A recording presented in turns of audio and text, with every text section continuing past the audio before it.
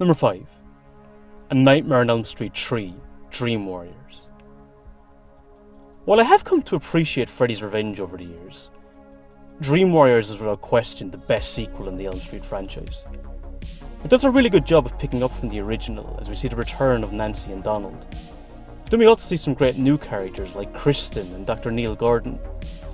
And as for Freddy, even though he does start using some of the wisecracks in this film, he still remains a dark and foreboding presence.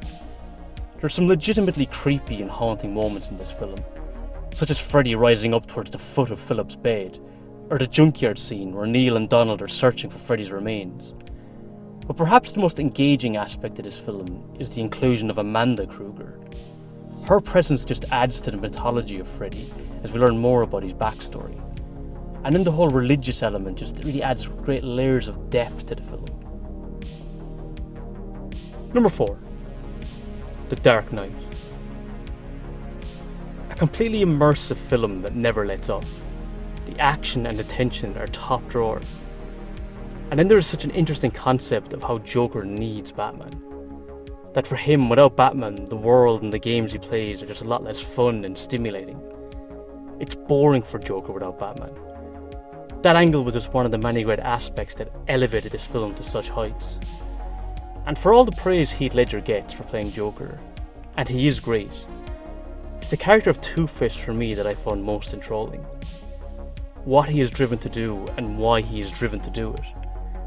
A character who goes down a similar route to Batman, and how he rises up as a symbol for Gotham, and makes him another alluring target for Joker to break down. It's really well executed. And for me, the whole scene of Two-Face with Gordon and his son on the rooftop is the most harrowing and memorable moment in the entire film.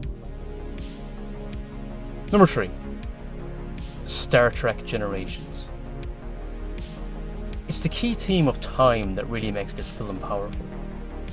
It's about one questioning what they have or haven't done with their lives. Picard learning that his nephew and brother perished in a fire make him evaluate the decisions he has made in his life, knowing that by not having a family of his own, the Picard name will no longer go on. The Nexus anomaly shows him what life could have been like, but it also offers him the opportunity to remain in this fantasy. With Kirk, it's just as powerful, as he is presented with a life that at one time really was. His old house, his dog who has been dead for years, and back with the woman he loved before he returned to Starfleet. On top of this, we have Jerry Goldsmith's fantastic score, and there are some fantastic action sequences as well, but it's all led by Star Trek at its finest, which is the philosophical questions it poses. Number 2. T2: Trainspotting.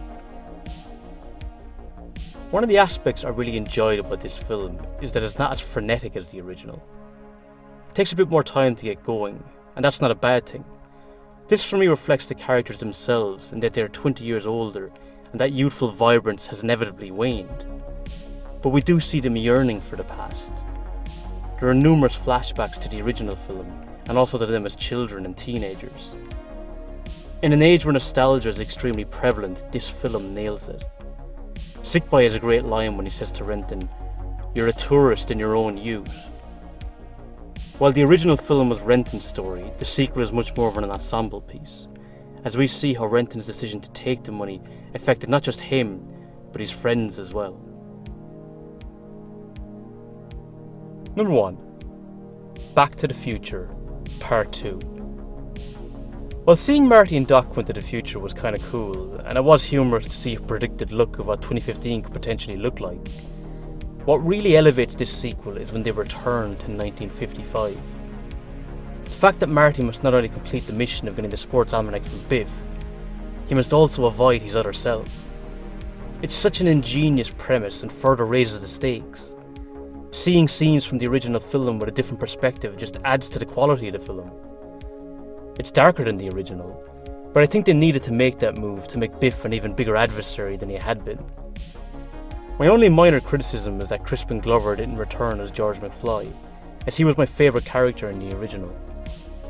But if the original Back to the Future is a 5-star film, Part 2 is 4.5.